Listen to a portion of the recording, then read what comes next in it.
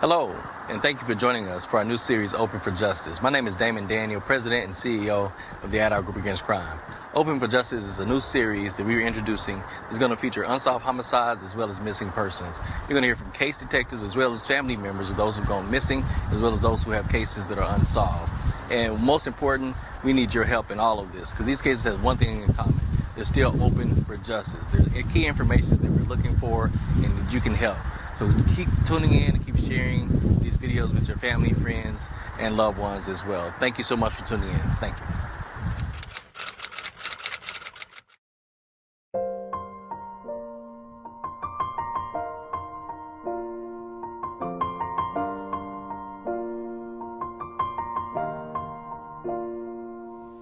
Good morning. I am Captain Corey Carlisle of the Kansas City, Missouri Police Department Media Relations Unit.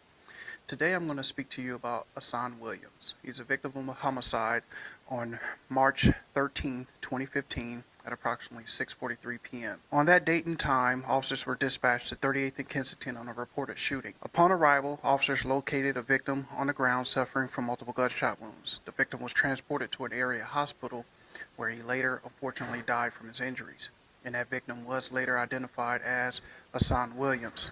Witnesses reported the victim was involved in an altercation next to a vehicle parked in the 3800 block of Kensington. Asaan is a very laid back, relaxed, but funny young man. Asaan was very protective of his family, especially of his mom. Asaan is extremely intelligent. Asaan likes to read the encyclopedias for fun. Asaan is the family's first on all sides, and Asaan is loved.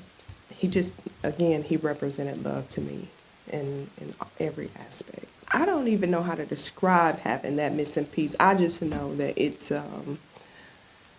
missing, and it's a grief that will never go away. You learn how to cope. It does not get easier. It seems like when the holidays, it gets worse. That's your child, and so you've passed on. That's part of you, and so when they die, pieces of you die as well. I mean, that's just natural. That's just how science works.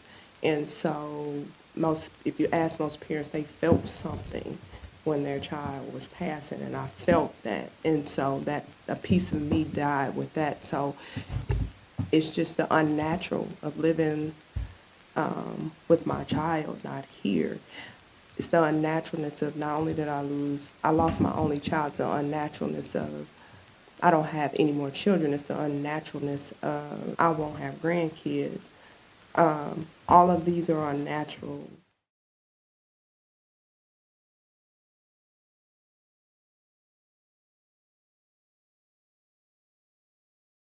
After you lose your child, you don't feel like it anymore. You don't feel like playing that game that you have to play every day to survive in this world. You don't feel like it, but you have to. And I am tired of having to get up at the crack of dawn because you can't get up. You can't be at work at 9 o'clock with this kind of grief and get up at 8. So I have to get up at 5 because I have to prep myself to wake up and say, oh, this is my real life. That wasn't a nightmare. I have to prep myself. God's got me. I choose life. This is another day. I can make it. So you have to, I'm exhausted sometimes by the time I get to work because of all the prep I've had to do to get there, to survive that jungle. And 95% of my coworkers have never experienced this kind of loss. So it's things that they can somewhat sympathize with me, but they don't know this kind of loss. They have no idea what this kind of loss feels like, the grieving of your child. the grieving of their future. Like, it's just not, when you lose a child that young who hasn't experienced life, you know, like, that's it, to me, I don't care what age they are. You lose a child, that hurts to the core, but you didn't even get to experience life. It almost feels like you were never here. For that young, and all the things that you poured into a child as a parent, and then the snap of a finger, you didn't even get to experience anything, any adult life, which is what we work so hard for our children, and so they can experience adult life, and not to get that. So I grieve my son, I grieve his future, I grieve the old me, because I was a person. The person I was before, I can't describe to you who I was, but I know I'm not her anymore. And so I grieve me as well. Yes, there has been a lot of time that has passed, but what I want the family to know, as police officers and as detectives, every investigative file is important. It's not just a case report number. It's not just a file on a desk. It's, to us, any new leads, any new investigative routes that can be taken to try to establish a suspect, or to piece together the timeline of what exactly occurred during this incident is important. And for us, it's like it just happened yesterday. So we treat every case, whether it's almost a decade old or whether it's a week old. Hey KC, thank you for watching. You just heard from Asaan Williams' mom. Asaan had a lot of life left to live, and he was set to graduate. Made his parents so proud, made his family so proud. He was a loving, very kind young man, and he did not deserve that type of treatment. Every piece of information that you have, Kansas City, is like pieces to a puzzle. Every piece matters. Every piece of information matters. Speak up and share what you know. We know that there were a lot of people in the park the day that Asaan was killed.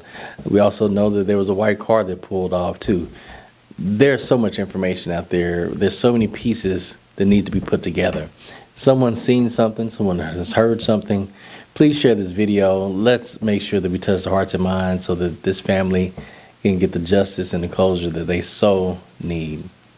And remember, in Kansas City, it takes all of us to create a safe and healthy community. Peace. Justice for Asaan. Asaan.